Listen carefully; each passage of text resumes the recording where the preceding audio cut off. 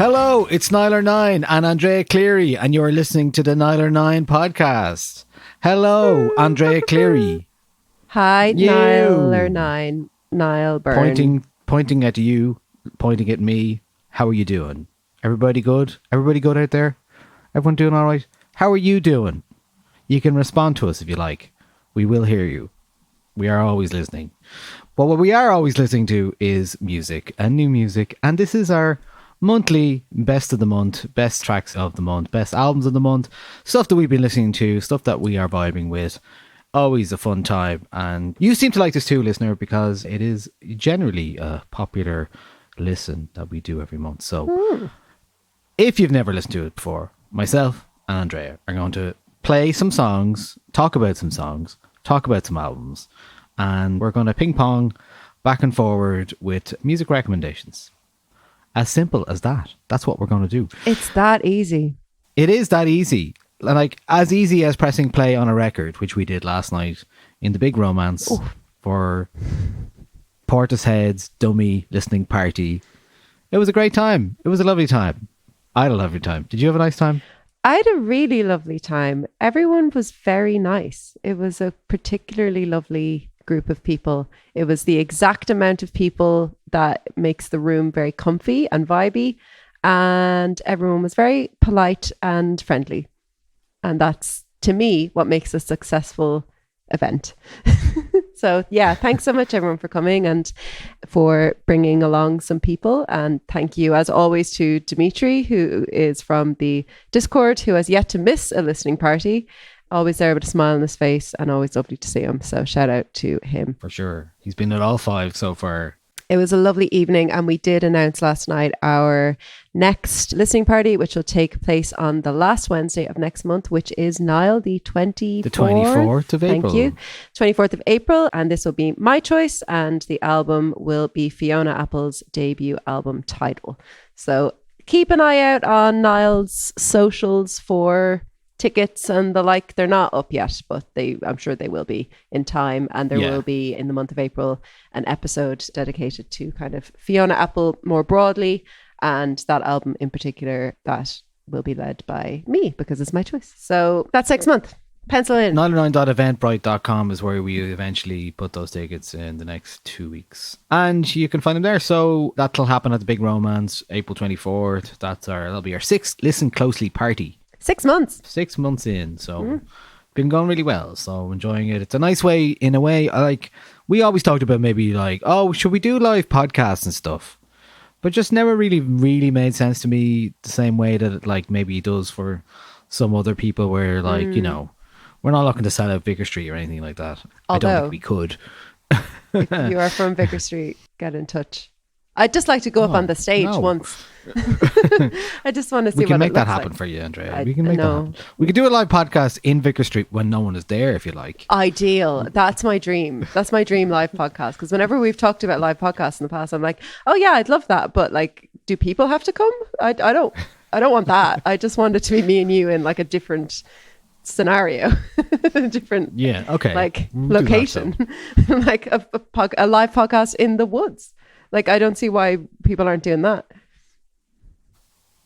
Do you want to do a live podcast in the woods? We will have to consult Georgia, who produces the podcast and who edits it. Well, it's like nice ambience. Nice. If you're having a purely speculative, non-technical podcast, you can certainly sit on a park bench like your man Adam Buxton and have a chat with people. Jesus, I listened back to a podcast I did during lockdown where I literally talked for like 15 minutes or 20 minutes while I was sitting in a park in Stephen's Green. I was going, this is mad. What was I doing? No one knew what they were doing. But, it was a strange time. It was a strange time for all of us. But we're hoping not to have a strange time now, because what we'd like to do is recommend you some music. And, it's a very busy time at the moment. It's always a very busy time. I find March, April is when it really ramps up in terms of new releases. So surprisingly for me this month, I don't have any albums really that I can truly recommend. I have a lot of albums I've been listening to this month, but really there's not one I can go, right, that's definitely... I just haven't had a chance to listen to an album more than once. unless it was an album I already knew and doesn't fit the bill for this monthly podcast. So I think you should start, because I think you've got something substantial to start with, and you've got an album to start with. So let's start with yourself. Breaking from kind of usual trends on these episodes in which you tend to talk about albums, I tend to talk about songs. I am talking about 2 albums today, the first of which is from Waxahatchee, and the name of that album is Tiger's Blood. Here is a song from it called Right Back to It, featuring MJ Lenderman.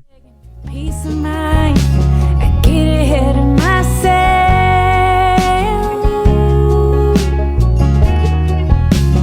Bracing for a bombshell.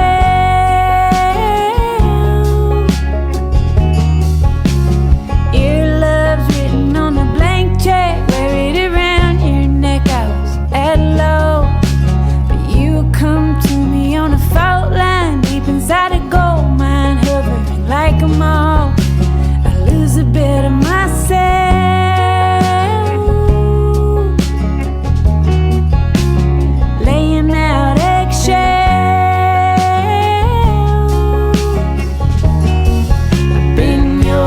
For so long, come right back to it. I let my mind run wild. I don't know why I do it. So this is an album that was released last Friday in what was quite a big day for releases. Katie Crutchfield is Waxahatchee. Great name. Great name, yeah. She is a singer-songwriter from Alabama, and this is her 6th studio album as Waxahatchee. As I said, that song, Right Back to It, features MJ Lenderman of the band Wednesday, but also a singer-songwriter in his own right. He made one of my favorite songs from last year, which is called Fallen. And he plays guitar across this record. So he was invited in to do Right Back to It, and then was asked to stay on to record the album with Katie Crutchfield and her producer, Brad Cook. So there's a kind of a new energy that comes from his presence here. I think it's a really lovely dynamic that the two of them have. I think his guitar work across the album really brings a lot to the album. It's pure Americana, really. You can kind of hear it in that song. Her voice suits that style of music really, really well. Her songwriting style suits that kind of music really, really well. And this is a shift that kind of happened for 2020's Saint Cloud, which was her 5th album. She kind of brought things a bit more back to basics in terms of like focusing a bit more on like country style songs and Americana style songs. I think it is a decision that for me personally served her really well, because this is the sound I really like from her. She's done kind of bigger, kind of more pop stuff in the past that, you know, I like, but doesn't land with me the same way. I think that this really, really works for me. Okay, interesting. Because I wasn't entirely sure if this was always her vibe, because I guess I probably hadn't listened to a lot of the early stuff, or I don't remember it anyway, certainly. I think it was always sort of there under the surface, but in terms it's of just like more obvious now, is it? Much more obvious now since 2020 Obviously on from St. hearing Cloud this, yeah. and on Tiger's Blood, which is this album. Yeah, I mean, another song I really like from it is the opening track, Three Sisters. I just think this is a really, really, really strong opener to the record, and it really introduces you to the kind of sounds that you can expect. So this is a song called Three Sisters. Why you would lie, it was never the love you wanted. It's a state of mind you design, you get everything that you want. You might get lost in the moment. Take it easy on your opponent. But it plays on my mind how the time passing covers you like a friend.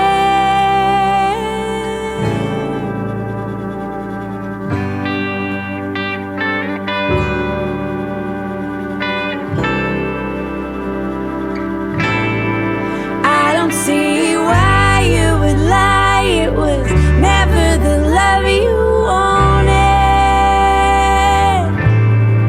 It's a state of mind you define, you take anything that you want. So I think you can hear it a little bit there in the part that we played, but the song kind of introduces new instruments as it goes along. It really kind of builds up to a big moment, and it's really, really beautiful. And I think it's a good example of what I mean about this album. It's like her ear for melody is really, really strong, and it always has been, but that's a song that I could hear as a much poppier version of itself, and I could hear it working really well as that.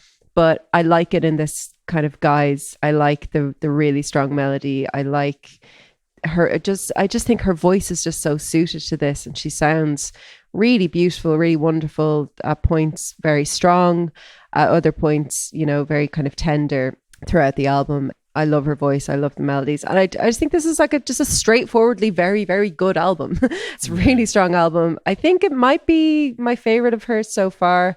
It's probably the one I've spent most time with. I really, really liked the 2020 album, St. Cloud, as well. But this is one that I really feel landed with me in a different way compared to her other stuff. So yeah, highly, highly recommend this. Wouldn't be surprised if I saw it on many a end of year list when the time comes. I love that song Three Sisters. I feel like it's really she's on a surge, I think, at the moment. It feels like there's much greater interest, and people kind of going, hey, Waxahatchee's great, did you know that? And everyone's like, yeah, I did know that. So yeah, just really good. It was like when the album came out, there's clearly a lot of anticipation, so yeah, it was good. It's nice to see that, and especially when somebody isn't on their first album or whatever, and they've been around for a while, and it's like allowing somebody the time to develop a bit more. Like, she's been releasing albums for 12 years now, I think, so it's great to see that. It's nice to see artists who are making country music when maybe they're not expected to. The day that this comes out, Cowboy Are you Carter referring to something? I'm very excited for it. But yeah, that's Waxahatchee, Tiger's Blood. If you haven't heard it yet, go listen to it. It's very, very nice. I can't imagine a person in my mind who wouldn't enjoy it, basically. Very good, very good. Speaking of Cowboy Carter and Beyonce, there's what you know about it. I see in passing, I see Willie Nelson's on it. There's a cover of Jolene, is there? I believe so. Cover of Blackbird as well. That's what I saw. And why am I seeing her and Miley Cyrus's name together this week? I think Miley Cyrus is on the album. Oh yeah, okay, right. Well, that would explain that. Anyway, that's for another day. But speaking of country, okay, that's your first album. That's Waxahatchee, Tiger's Blood. As I said, I don't have an album as yet, but this is from an album to come. This is from David Kitt's electronic side project, New Jackson. Is it a side project if it's as prolific nearly as his main stuff? Possibly not. But it's coming out on the German label Permanent Vacation, a very good electronic label. The album is called Oops Pop, and it's out on April 19th. What I like about what I'm hearing here so far is there's a greater reach of the kind of stuff that bridges the gap. The last David Kitt album, which was released this time last year, called Idiot Check, had a lot of that kind of bringing in the electronic textures that he does so well with New Jackson, and then bringing it onto the songwriting, traditional songwriting structures that he normally does with David Kitt as David Kitt. So again, it sounds like what we're doing here is the New Jackson stuff has a lot of collaborations. It seems to be a lot more a mix of the two.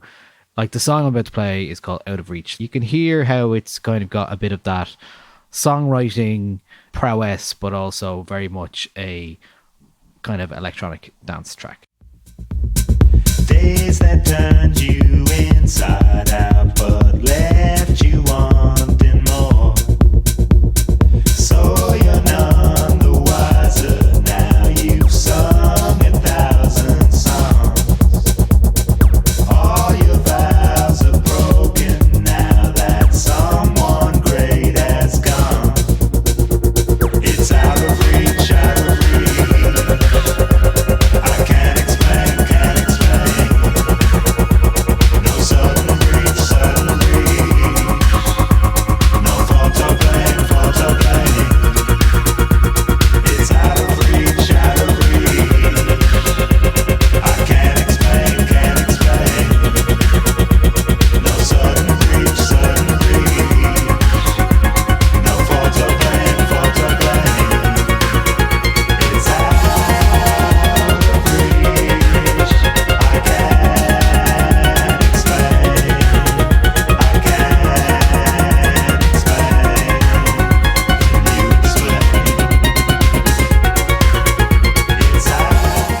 That was one of the first 2 tracks that he released from the album this month. It is called Out of Reach, as you might guess. The album features the likes of Yankee, Rita Lynn. Actually, both of those are on the track I'm going to play in a second, which came out last week, which reminds me of Kraftwerk. There's the electronic producer Donica Costello's in there, Richie Egan, aka Jape, is in there, Keen Kavanagh, Margie, Jean Lewis, Meg Cronin, and Feda also contribute.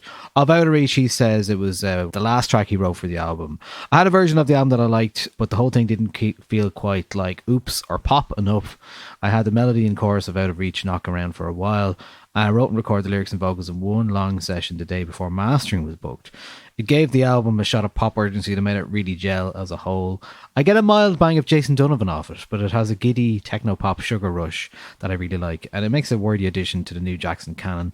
And hey, Jason Donovan via Stock Aitken and Waterman is definitely part of my pop musical DNA, so that's Out of Reach. And then this song was released last week, very, very much more woozy Kraftwerk vibes here, with Yankee, Graham Cooney, aka Yankee, and Rita Lynn doing these kind of intricate, weird vocals.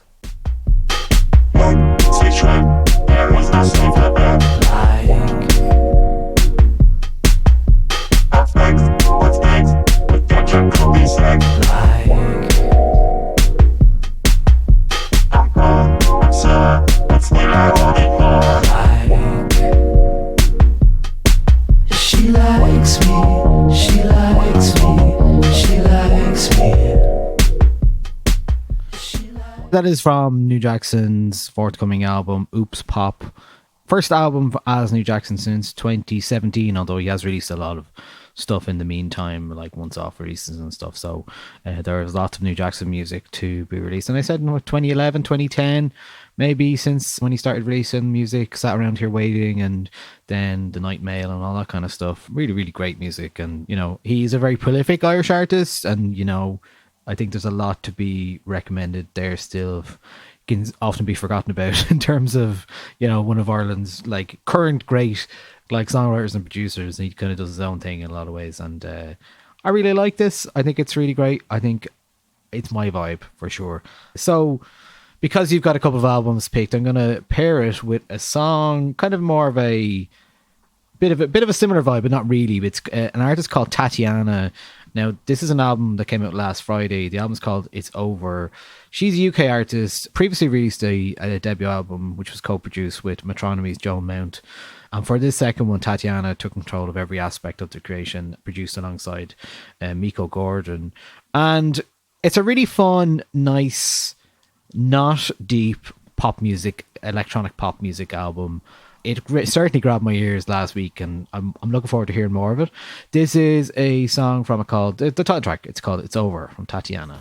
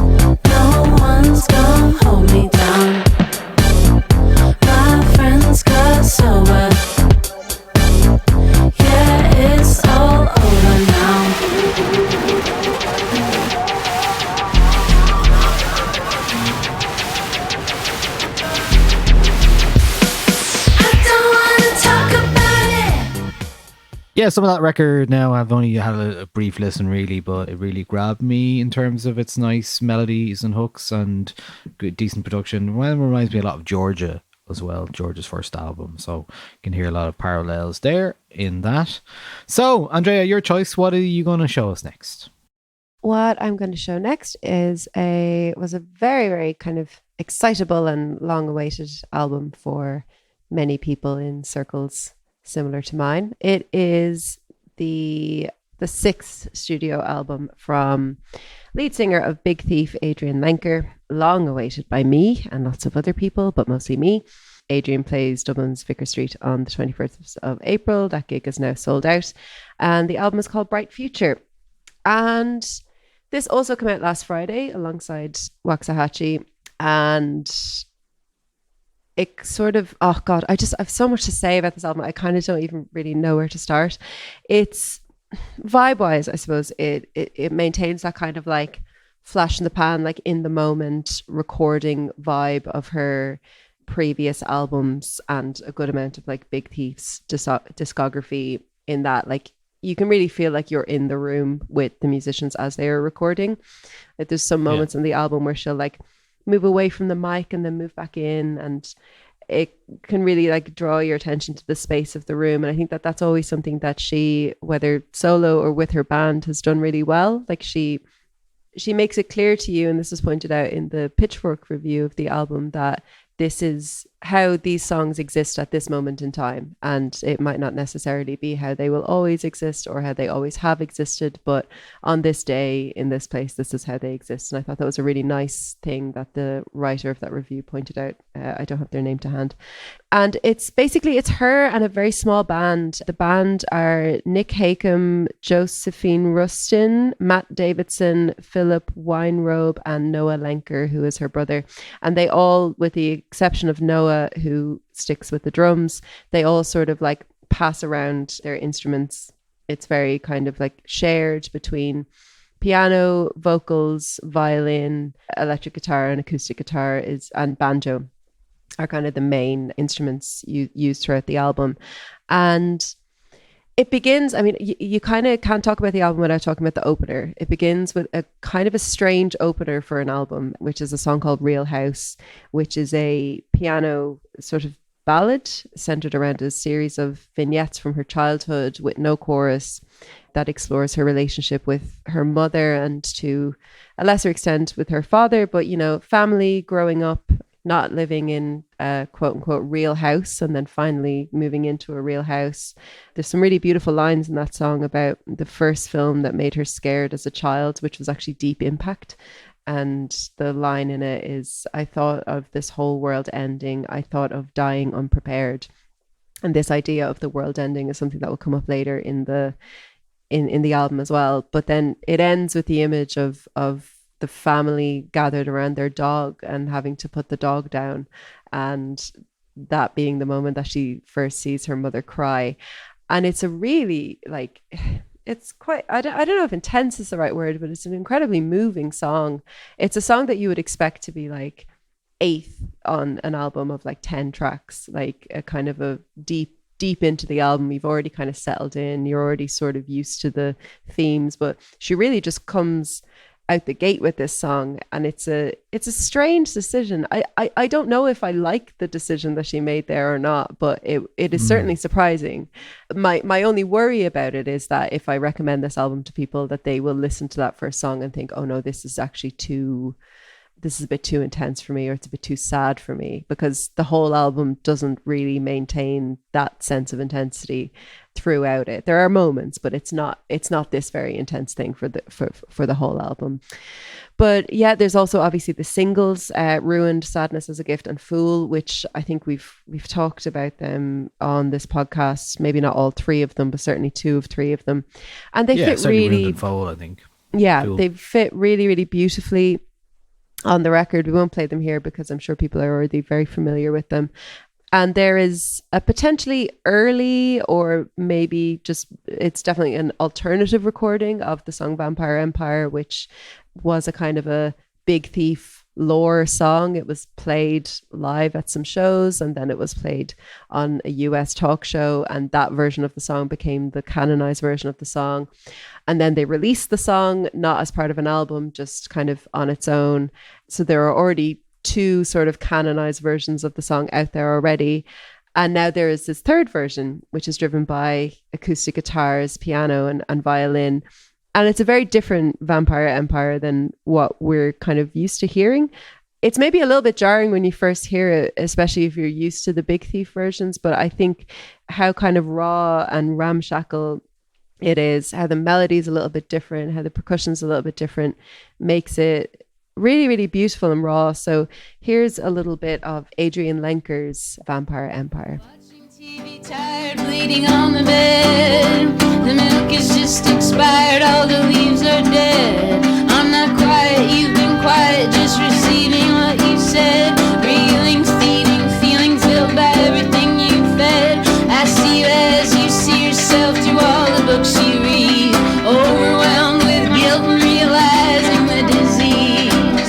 You give me chills, I've had it with the drills. I'm nothing, you are nothing, we are nothing with the pills. I'm empty till she feels, alive until she kills. And her vampire empire on the fish and she's my kills.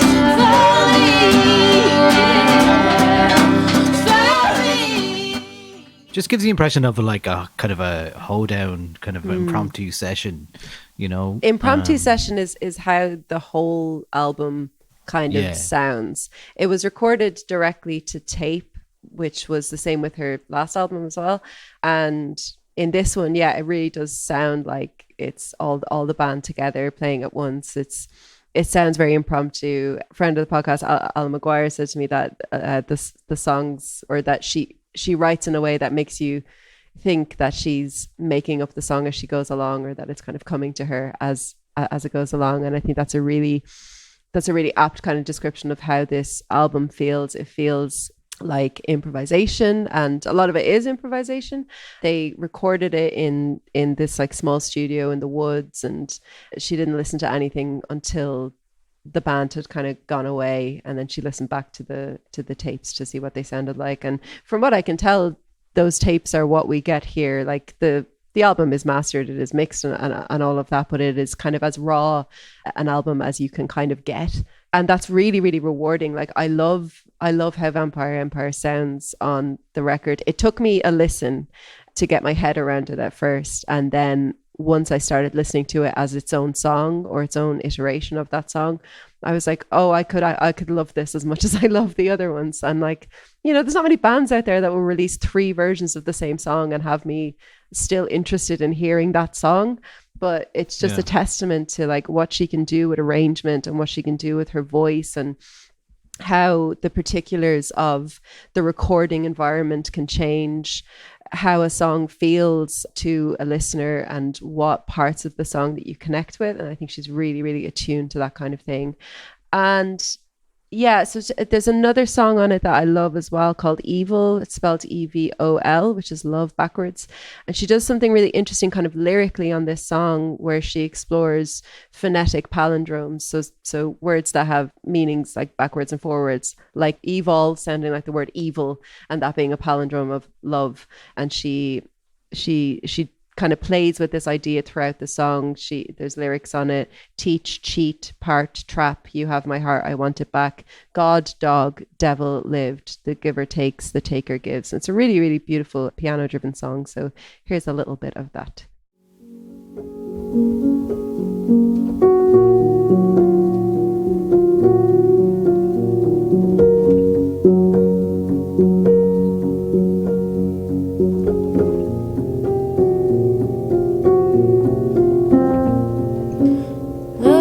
Smells evil, backwards people, words backwards, backwards are lethal. Time spells emit, who can see it? Feel says leaf tips, easy see spit, teach, cheat, part, trap, you have my heart, I want it back. God, dog, devil, lived, the giver takes, the taker gives. I feel like in that song there's something kind of revealed about her that maybe we haven't heard before. Like when we talk about Adrianne Lenker, I think first and foremost, we tend to talk about her songwriting, and then we tend to talk about her musicianship and how, like, what a master of guitar playing she is. And her lyrics are kind of maybe like the third thing that we talk about, because a lot of them on Big Thief records and even on some of her solo records are very much to do with like the natural world. They're also to do with relationships and family. But what's, I think, revealed here is her real deep kind of interest in language. And I think that we're getting a bit of an insight into how she likes to experiment with language and how she likes to think about words and be quite particular and specific about the words that she uses. So there is, of course, this kind of meta commentary about language and how it can harm people and its power. But there's also something quite playful in, you know, bearing witness to her like toy around with words in this way and kind of pick them apart and use words as opposed to her musicianship as like the building blocks of a song. And I think that's really, really interesting. I thought that was a really nice insight that we kind of haven't really got from her before. And then the last song from the album that I want to play is one of my favorite songs. It was one of the songs that just like kind of hit me the most. It is one that is about the end of the world. So we're kind of returning back to that idea from the first song, and it kind of coupled with the end of a relationship. It's called Donut Seem, DONUTSEAM, a play on Don't It Seem. And I think this song has like really, really, really beautiful harmonies in the chorus. So if you could skip in maybe a little bit, maybe to about halfway into the song, you can really hear how she's working with the other vocalists in the room. It's beautiful. Everyone had burned up in the flame. Now it's pouring acid rain, and this whole world is dying. Don't it seem like a good time for swimming before all the water disappears? Now our love is dying. Don't it seem like a good time for kissing? One more kiss, one more kiss to last the years. There's something in that reminded me of the most recent Sufjan Stevens album, actually, just in that song in particular. But yeah, I just think she kind of leans into beautiful harmonies in a way that we haven't really heard her do that before. And again, you can really feel everybody in the room all being recorded onto the same tape. It feels very, you know, live and improvised and of the moment, and kind of like it's capturing a moment. And I think that works really, really well. I already know this is going to be one of my favorite albums this year. I've already listened to it I don't know how many times, and I keep finding new things to love about it. It's only been out a week, and I just don't think that there's anyone else out there right now with the sheer like versatility and musicianship and poetic style and authenticity that Adrianne Lenker has. And I think this is a really revealing and rewarding and personal album from one of her generation's most prolific and accomplished artists. Like she astounds me. Everything she does, I'm so impressed by, and I find her really, really like inspirational. And yeah, I just love her, and I love this album, and I really hope that people don't get put off by the first song. Even though the first song is really beautiful, that's not what the whole album sounds like. So you don't need to be in that very, very sad space to get through the album. But yeah, that is Adrianne Lenker, Bright Future. Yeah, I think she has a bright future. I think she's going places, this Adrianne girl. I think she's got something. Her immediate future, I'm going to take the mic down as well for this section. Yeah. Her immediate future is 3 gigs in Ireland, Friday 19th of April in Galway, the Black Box, Saturday 20th in St. Canice's Cathedral in Kilkenny, that Vicar would Street, be Dublin, amazing. Sunday, April 21st. So that'll be nice. So that's 3 fine gigs, and that's Adrianne Lenker's. Of course. I mean, I said it to you in advance. I mean, I can predict the albums you picked. Yeah. That's just because I know you so well. I Yeah. knew you would pick these two, Waxahatchee and Adrianne Lenker, but that's Look, on point for you. My for girlies sure. are girlying, and what can I say?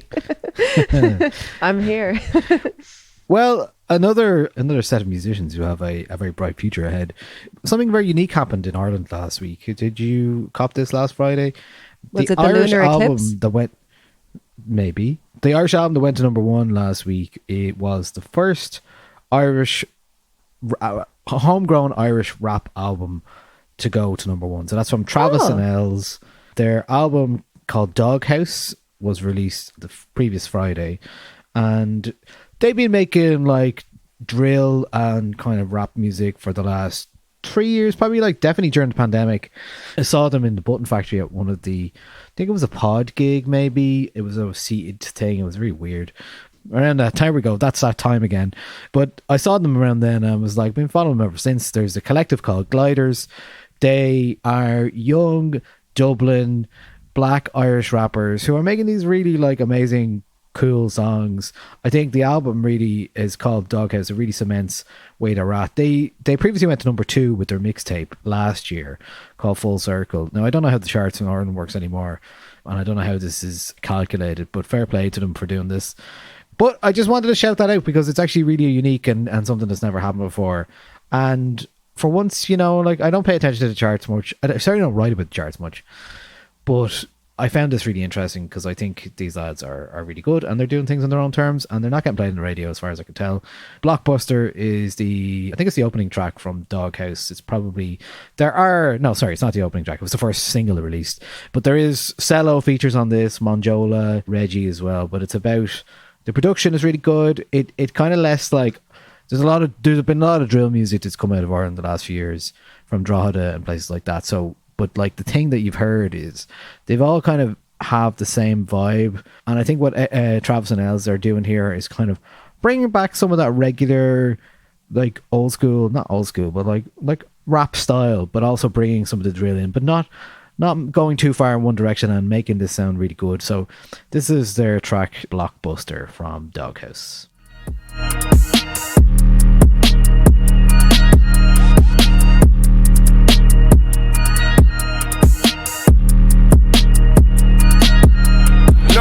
Man, it's on to the next if the Swiss don't beat. Tell me what you want, man, I need more dough money. Rush to the bank like it's World War 3. I don't understand why this world's so peak. Got me feeling like Pac with his eyes on me.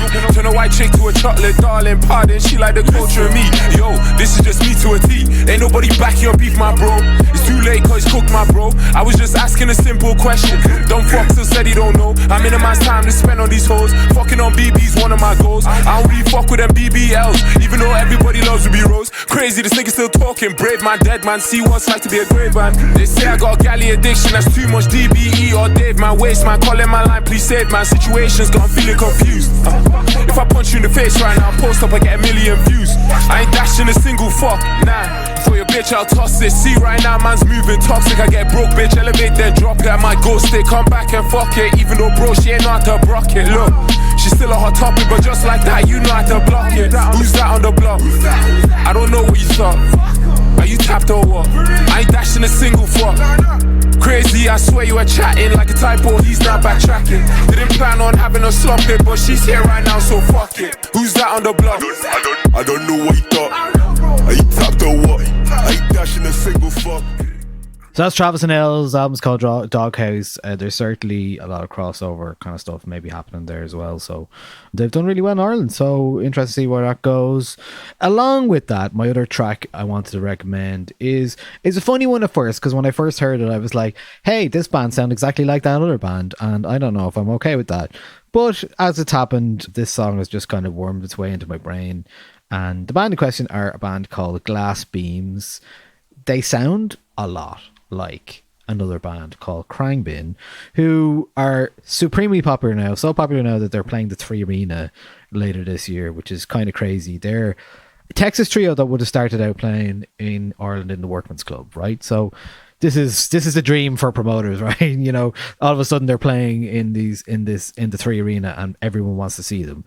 And what their music is instrumental Texas kind of psychedelic stuff with nods to Asian, kind of Middle Eastern melodies. And in a way, what you're hearing here in Glass Beams sounds almost like exactly the same. Although, in fairness to them, this is a band from Melbourne who's, you know, all of that kind of vibe of the South Asian Indian heritage stuff and psychedelia comes from the founding member Rajan Silva, who kind of learned about all this music from his father when they emigrated to Melbourne, and learned about his dad's like music collection growing up in India in the 70s and stuff like this. So he kind of learned a lot of this kind of music, and talking about like sitar playing, like Ravi Shankar, of course, and all of this kind of, you know, Western meets Eastern kind of stringed Indian music and sitar stuff. So there's some of that in there, and then there's artists called Ordi Burman and Ananda Shankar also recommended or referenced in name checked in regards to Glass Beams. I think there's just a lot of interest in this kind of music at the moment. Let's play it, and then I'll say the rest. Yeah, let's play it.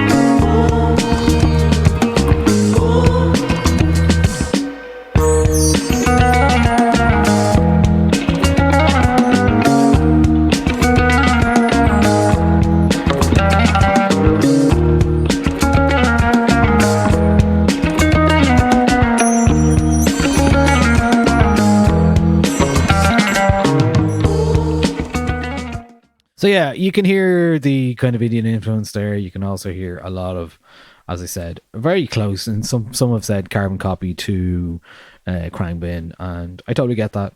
Band are doing numbers basically. They've signed to Ninja Tune. They're selling out. They're doing loads of shows. There's a real appetite for this stuff at the moment, and I think that's really interesting to me. Like, why exactly? They're playing all together now this summer. This band, Glass Beam. So.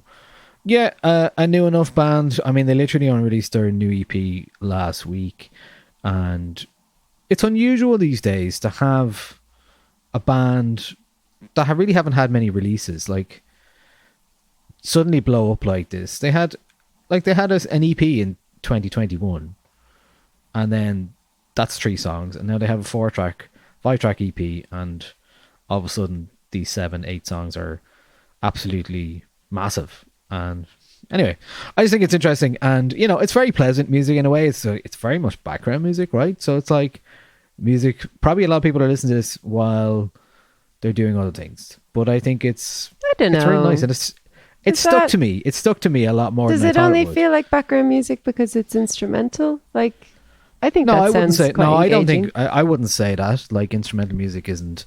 But no, certainly instrumental music is more likely to be used or listened to in that way. You know what I mean? So, but anyway, I just thought it was interesting.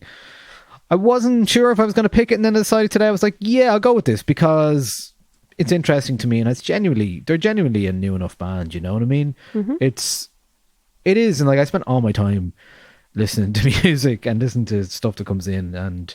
Sure, I feature a lot of new Irish music these days, but probably harder for stuff like international stuff to break through at the moment, unless there's a gig around it. I did hear another band this week. Actually, it's sort of a similar vein. I'll play a bit of it because they are actually, I think they're coming here to play Another Love Story. And I think there's a similar vibe to these guys. They're from Australia. They're called Mildlife, and I like it's easy listening. This is a song called Yourself, and yeah, I dug this as well. Fantastic life, turning one within another,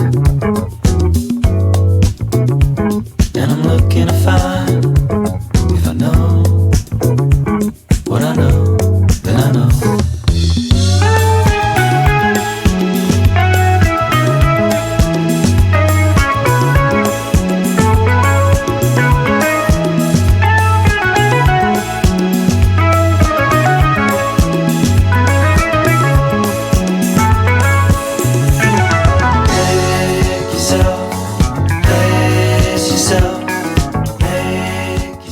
Do you know what that is? What? Yacht rock, basically.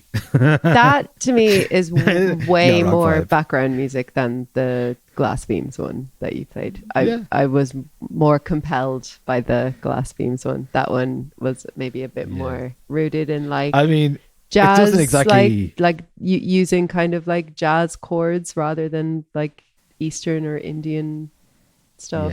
Yeah, it's fine.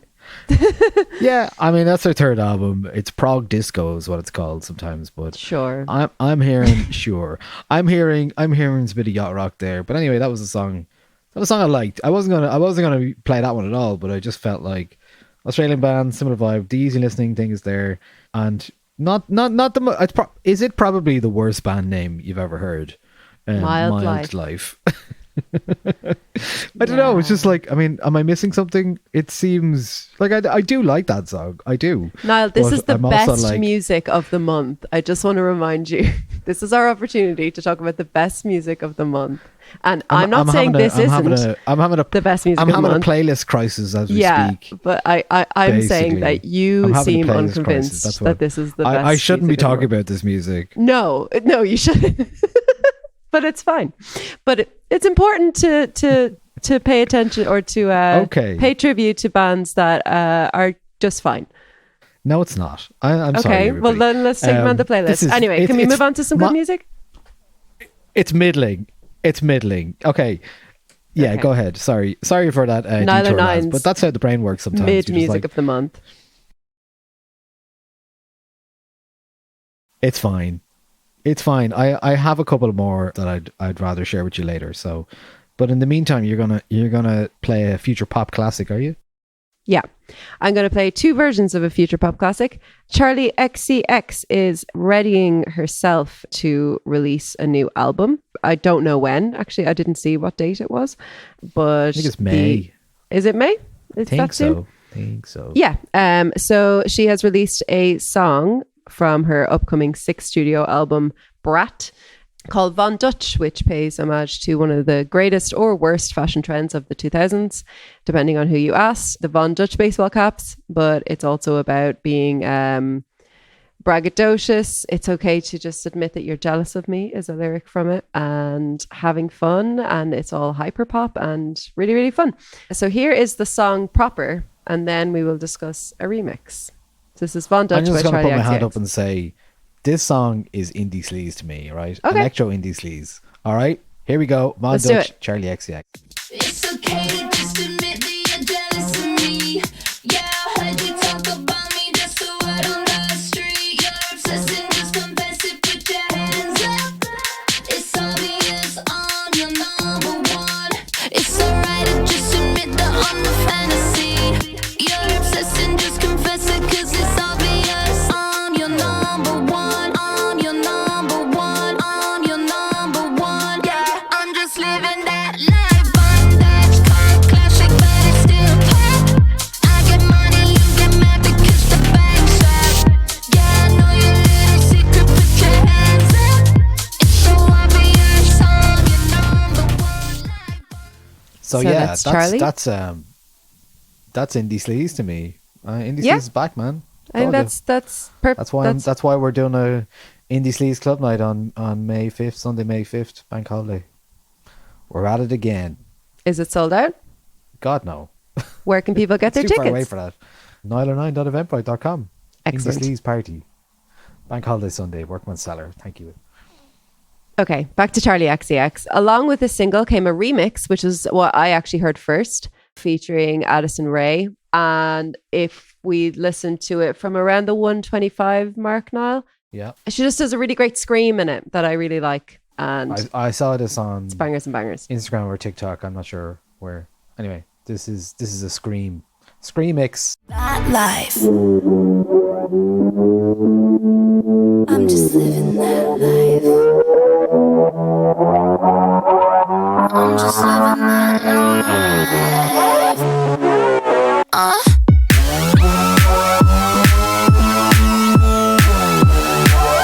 I'm just living that life.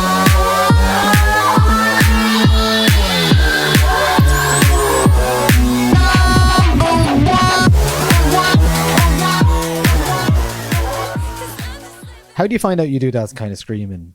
I don't know. It feels like How do something you that you find find that out like on the day when you give it a go. It's really, really, really awesome. Yeah, I really like It's kind of like Mariah Carey levels of, it's using your screams, head voice. tone. Is that what it's called?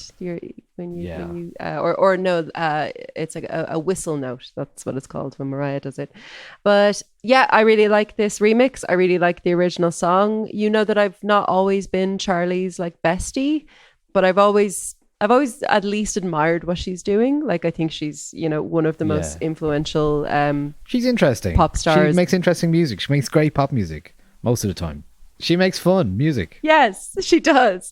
I think she's very, very influential also. And I think there are a lot of artists who are out making music today who wouldn't sound the way that they do without Charli XCX, in the same way that Charli XCX wouldn't sound the way that she does without Peaches and Uffie and artists like that. So she's really kind of continuing on like a kind of a pop electronic music kind of like fusion where like women can have a lot of fun both as artists and as fans. So yeah, I really like this. I am looking forward to the album more so than I have looked forward to albums of hers in the past. I think maybe the older I'm getting, the more I'm getting into Charli, and I think that's fine. Charli XCX, that is, not cocaine. So what have you got up next, Niall? Oh, okay. Well, speaking of hyperpop, let's stay in that lane. I'm messing with the playlist. I'm messing with the program. Why not play this? Because it features FKA Twigs and it's by 2 Shell and it's hyperpop and it's a bit mad. So here is Talk to Me.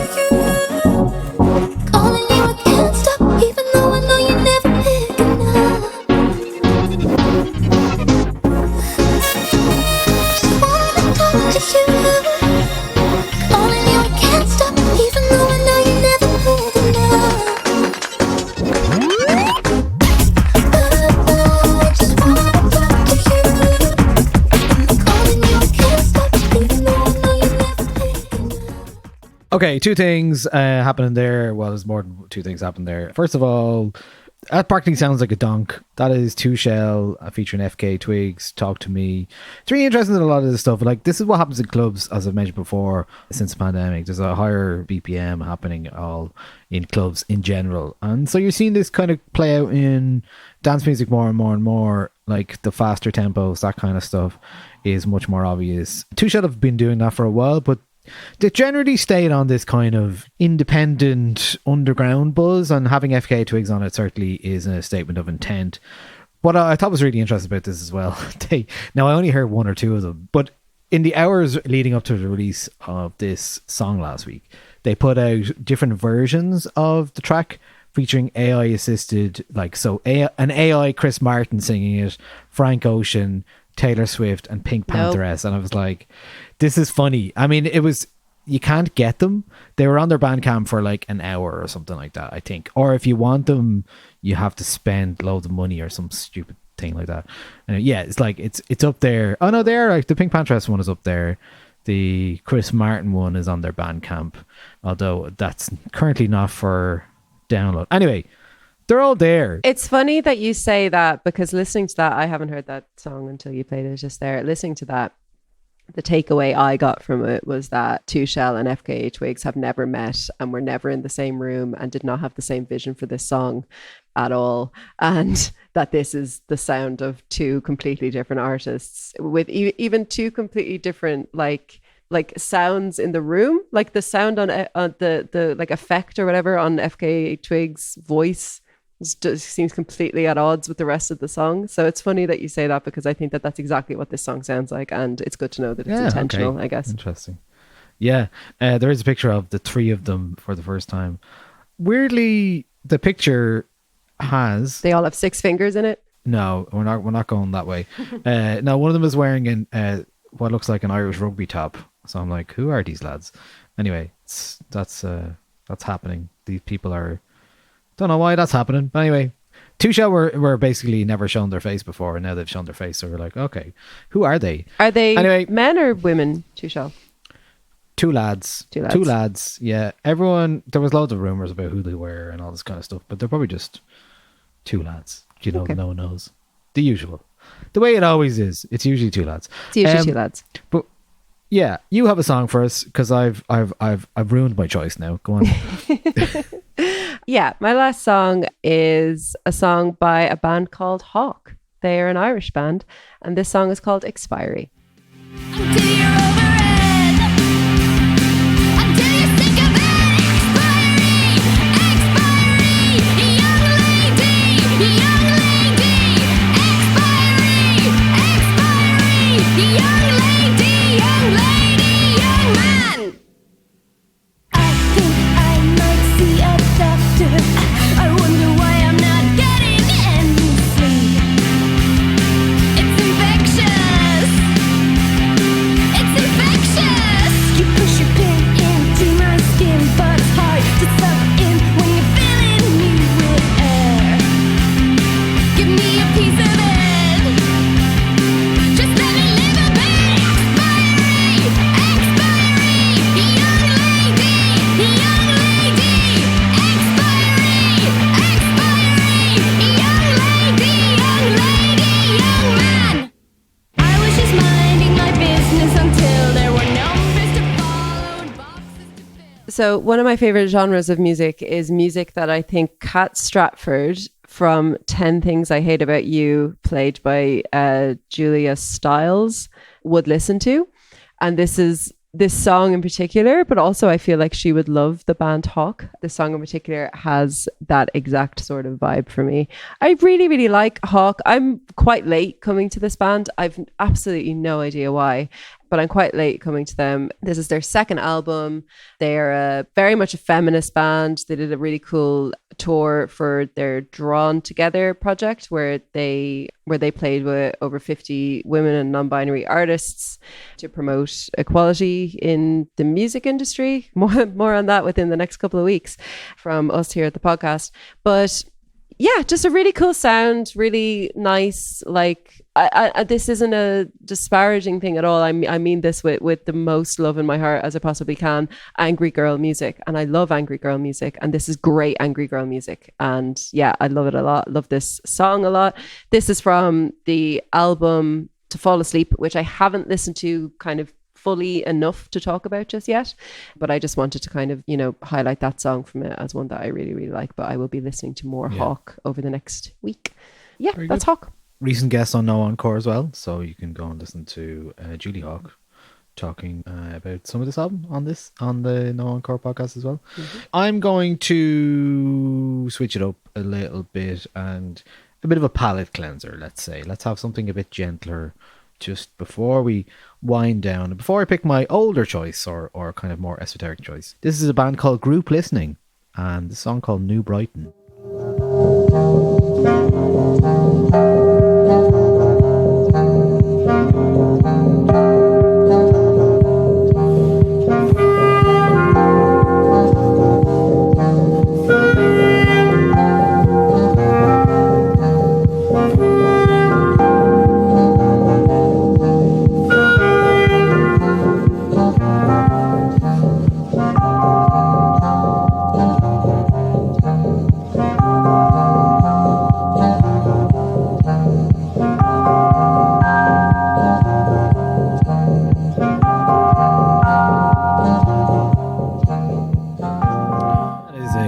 Track from Group Listening, as I said, who are a duo, Paul Jones and Stephen Black, English musicians, woodwind and key wielding, sculptural paper mache hat wearing Group Listening. That's from an album called Walks, which is out on 10th of May on Pra Records. They say draws from the field recordings of Ernest Hood, the abstraction of Harold Budd, the saxophone of Sam Gendel, and the heightened naturalism of a Martin Parr photograph. The clarity of site specificity of Japanese ambient, environmental and new age music of the 80s and 90s, and prominently Robert Walser's pseudo-biographic novella The Walk, an appreciation of the philosophical space gifted by walks to walkers. Now, I think I've turned it all around now in terms of going from hyperpop to hyper calm. And now I'm going to ruin it again by picking my last choice, because I wanted to include this because we obviously did a podcast and listening party about Laurie Anderson recently and Big Science. And I bought a record the day that arrived the day after we did the listening party, so I never got to play it. But I did get to play it at this edit at a recent Lumo and Paddy's Day in the Circular. So just to be clear, Niall, is this your golden oldie? yeah, it's kind of a golden oldie because it's two very old songs put together. So what you're going to hear now is Oh Superman mixed into another track. You tell me if you recognize it when we get back. And here's a bit of this. It's from Gallery or Art. The label is called Art. It's because it's an edit. It's very hard to track down. Unknown Baby Baby Please is what this is actually called. This is playing off YouTube because I have the record and it's not available digitally. So this is that track.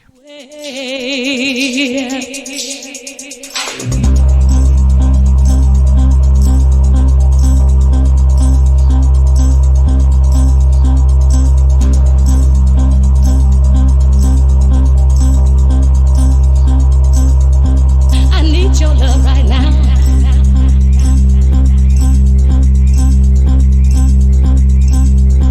I need your love right now.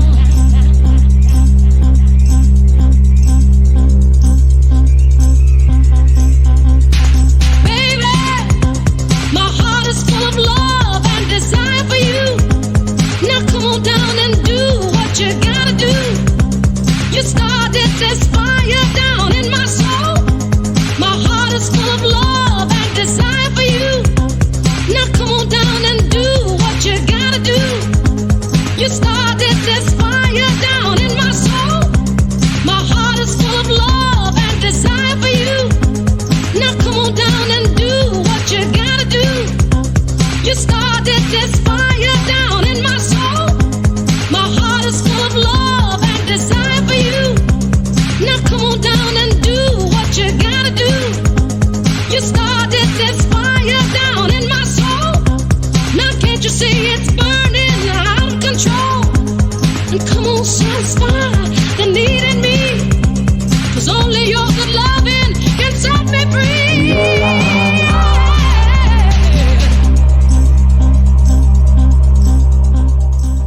So yeah, that is Unknown Baby Baby Please. Art 001 is the label itself. And yeah, that is an addendum, I guess, to our recent Laurie Anderson Oh Superman Big Science episode. A track that I remember I played the kind of Italo disco version. That's kind of building on the Italo disco version and building an edit with Tell Me Houston's Don't Leave Me This Way.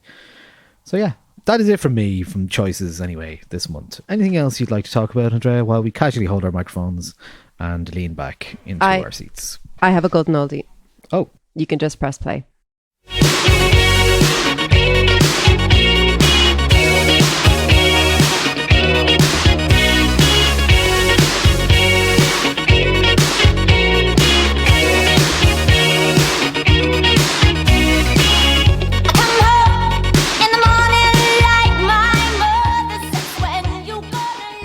Hey, that's my golden oldie, and I'll tell you why. For the girlies. For the girlies. We love girls. Basically, maybe about a month ago, I listened to an old episode of Sentimental Garbage that I somehow kind of missed, which was about the song Girls Just Want to Have Fun, with the guest Tom McInnes, I think is how you'd pronounce his surname, in which they just talk about Girls Just Want to Have Fun for the entire episode, just talk about this one song. And it is honestly one of the best podcast episodes I've ever heard. And it's a really, really, really sweet kind of just like love bomb for this song and what it is. Alongside this song is also currently being used in two ads, one for AXA, in which it's a kind of a slowed down version, and one for Marks and Spencer's, in which is the normal Cyndi Lauper version. And all of this happening at once has just kind of caused me to go back and listen to this song, kind of like, and try to hear it anew, try to listen to it as though I was listening to it for the first time. And it really is just one of the best songs ever written, pop or otherwise. I truly, truly, truly love this song, and I've been listening to it like quite a lot recently. So I that's why I have chosen that as my golden oldie, and I recommend that episode of Sentimental Garbage and that entire podcast.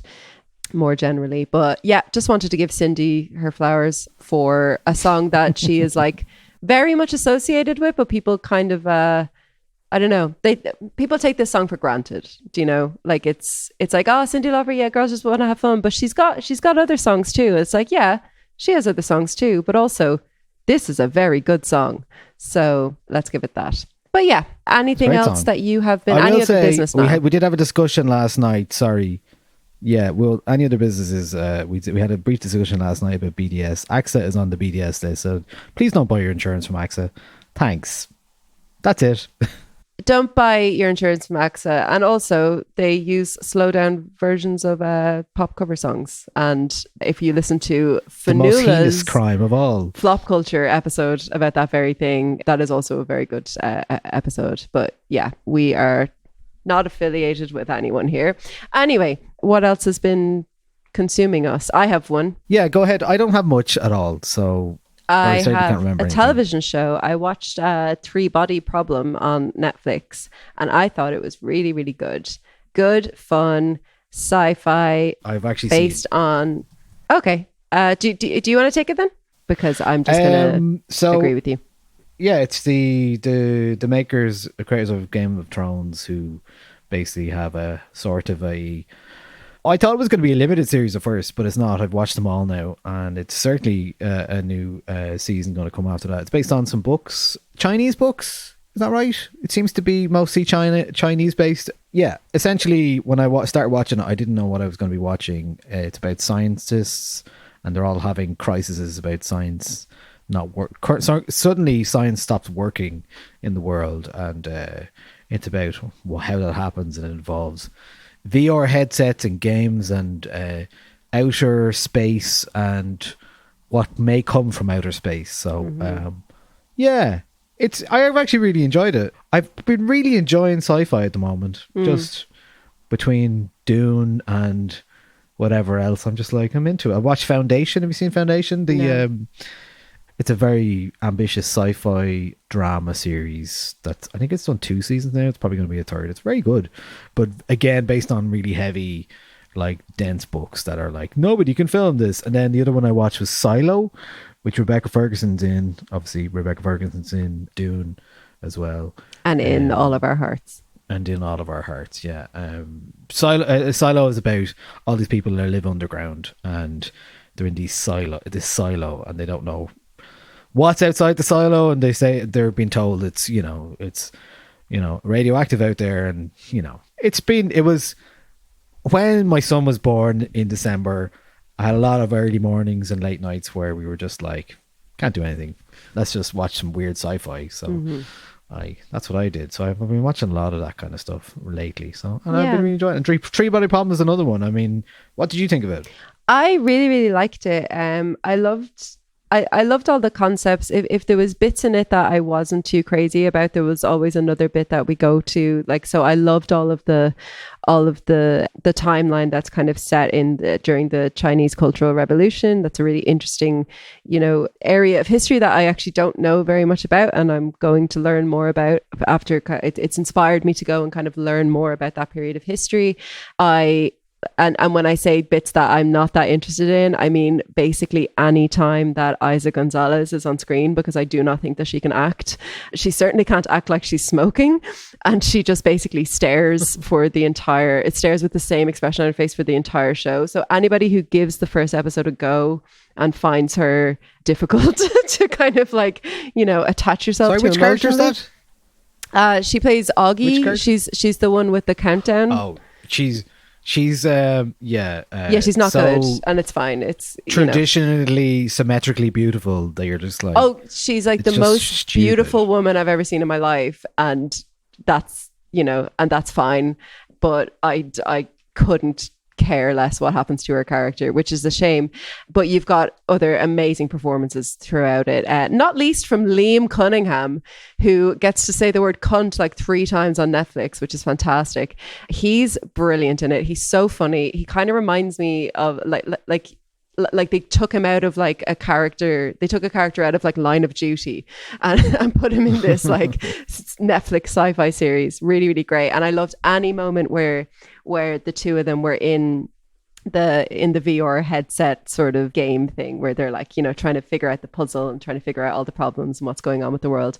Loved all of that. So yeah, I thought it was a really, really successful series. I'm definitely going to go and read the book series. I heard that the second series is confirmed and that the first series is the first book, the second series will be the second book, and then the third series and fourth series will be the third book. So it's the Three Body Problem is a trilogy of books, but it'll be 4 series, as is kind of standard with a lot of, you know, science fiction and fantasy films, certainly. Yeah, I really, really liked it. I also really enjoyed Dune too. I went to see that on the night of the Choice Prize. It was just really, really fun. I liked it more than the first one. I really enjoyed basically all of the performances, and I always forget that Timothée Chalamet is not just a cultural figure and is actually like quite a good actor until I watch him acting, and then I'm like, oh yes, he's also very talented.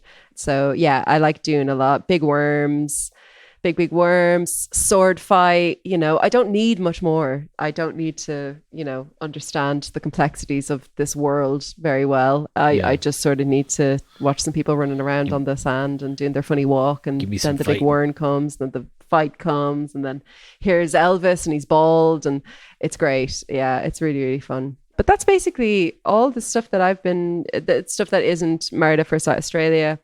For the Discord crew, the new series of Taskmaster starts tonight, and one of my favorite, like, I don't know, public figures, John Robbins, is on it, and he's been wanting to be on it for years. So I'm very, very, very excited to see how he gets on. And our very own Joanne McNally is also a contestant on it this season as well. So a lot coming up. Great. Lots to discover. What else? Oh, I watched Irish Wish last week. Oh my God, I'm dying to watch it. I cannot wait. I'm going to watch it over the weekend. I saw the clip where Lindsay Lohan is standing on top of a cliff and saying, I feel like I'm in a James Joyce novel. Joyce is my favorite author. Yeah. And I was like, bitch, what novel? First of all, what James Joyce novel are you in right now? Because they're all set in schools, or like, you know, dark alleyways in Dublin. Oh, it's so bad. And it's so bad. Joyce is nobody's favorite author. Not a single person in the world is James Joyce their favorite. Even people who have dedicated their lives to studying James Joyce will not say that he is their favorite author. And it's certainly not yours, Lindsay Lohan. It's a flagrant lie. I will give you that. It's so funny. Yeah, so let that one pass, because it is a very engaging, silly little film. I will say that. I surprised usually I turn these films off after, you know, I don't last the whole film, but I actually watched the whole thing. And it got me in because literally it was out. The first scene is supposed to be in the meatpacking district in New York, and it's literally the back of the Workman's, and I was like, this is gas. Look at it's the back of the Clarence. Look at the Clarence. That's amazing. There's Connolly Books. That's amazing. There's Project Art Centre. And I was like, oh, this is so funny. Oh, that's incredible. So I was just like, part of me was just like, do you know, you kind of watch these films sometimes, you just be like, am I going to recognize somebody in this? Oh yeah. Who's going to be in it? Yeah. Who's going to be in it? The thing about it is, it's very upsetting to me because Harry doesn't enjoy watching bad films. It's like the big major difference that we have in our relationship is that I love a flop and I love a bad film. And like I'll happily sit down and watch Leap Year or P.S. I Love You for the same reasons that people are watching. Yeah, totally. And he's like, but we could just watch a good film. And I'm like, it's not the same thing. So I'll have to carve out some time over the weekend where I will watch it myself. But yeah, I won't put him through it. Certainly, it's silly. It's obviously silly. You know this. You know what it's going to be like, but doesn't make it. Will it be like in Leap Year where they do a road trip from, I think it's Cork to Dublin, and it takes them 3 days? She does lose her baggage at Knock Airport, which seems very hard to do because there's going to be the only baggage. One baggage claim. Like, really. And then she gets a bus an old-fashioned bus that drops her to her basically her love interest's massive English-looking mansion, which is actually Kilruddery House. And there's another one, I think it's Powerscourt maybe as well. So anyway, they live there, so that's handy. That's pretty nice. And all the family are English, which is, you know, kind of tracks as well. There's a lot of Obi Gara. Yeah. Jesus. Let me It's read you insane. something that Saint Bridget, you'll never think about Saint Bridget the same way again. Okay. I'm going to read you For that something, reason alone, worth it. a review, I think maybe on Amazon, that my sister-in-law sent me. My sister-in-law watched this the other day. She is English. So this is a review that she read after watching the film. The review is by a person named Amy Nicky. All caps. Great film. Seriously, it's time Ireland really show people living outside of Ireland how beautiful Ireland is. Ireland could make huge profit from their tourism. If Iceland can make tourism from volcano, then what is Ireland doing? Irish seas are stunning. Their green is stunning. Their music is stunning. Their dance is stunning. Their Celtic culture is beautiful. Their Irish names are stunning. The movie is great. I thought it really showed how Irish people are a little noisy. It's so annoying, like they're so damn noisy, and also super kind. Humors, though their jokes make no sense, believe me. Just pretend to laugh because no one really gets their joke. Never state you don't get their joke because they don't like honesty. I'm not sure why. They actually prefer kind lie. They're simple, kind, sweet, and nice people. So it really showed that. Though religion isn't big anymore in Ireland, their faith is important to them, which is nice to see. The film was brilliant. Also, acting was really good and funny, and it showed that. I'm not sure why people are complaining. This film was really good. Only think so far Netflix can produced. Also, did anyone notice anything from this film? It's not what you want, it's what you need. Very good key point to make. Very great film. Seriously, Ireland needs to boost their tourism. Their culture is stunning. So thank you, Wow. Amy Nicky. How many for that. times is the word stunning in there? I don't know, but 71 people found that review helpful. Wow. Thank you, Amy Nicky. We are all in trouble. The AI is going to take over. I don't know it what it already is. has. I mean, Irish Wish is like a film written by AI anyway, so Yeah. it makes sense that the review would sound like it's AI as well. Yeah, there's too many grammar. So- I corrected a lot of grammar there in my reading of it because I can't not do that. Too And many we, mistakes. And we thank you for it. Yeah, And we you're thank welcome. You for it. Anyway, that's it for us from the Niall and Yeah. Podcast this week, I believe. That's it for this week. Yeah, for sure. Casually holding the mic here. I won't mic drop because I'll only have to pick it up because that's responsibility. Okay. What am I talking about? The Discord Nothing. and the Patreon. Yeah, patreon.com/Nialler9. We may be talking about moving some of our episodes into Patreon only to make it worthwhile for us and for hopefully for you. Look, Join. that's a short way of saying we need your support to keep this whole thing going. It costs money to do this shit, unfortunately. So That's right. you know, Costs money. Costs money. Not makes Yeah. money. So please do Yeah. support us if you can. But yeah, I mean, we love doing it. It's fun, and I know you all appreciate it as well if you listen regularly, as the people who have got in touch over the years have said so. So it is the Nialler9 Podcast, patreon.com/Nialler9. You know what? You know all the usual stuff. It's all in the show notes. All the things you can find us doing. I'm going to plug Lumo, which is going to be on April 6th, and for the first time ever, it's in terms of its late night regular nightclub buzz, it's going to be on the Workman's Cellar on April 6th. So I think there's a Flight Like Apes gig that night. So we'll be nearby if you're going to that. Oh my god. So Ideal. that's potential if you're around.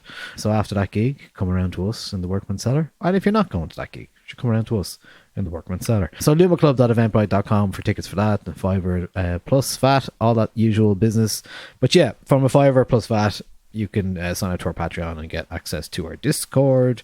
It's nice to see a lot of the Discord crew out recently, hanging out together and seeing them at the Paddy's Day event and last night as well. So lovely. Look, if you're looking for a music community that is based in Ireland and Dublin specifically usually, although not, there's people from Cork as well for sure, and we need more Cork contingent.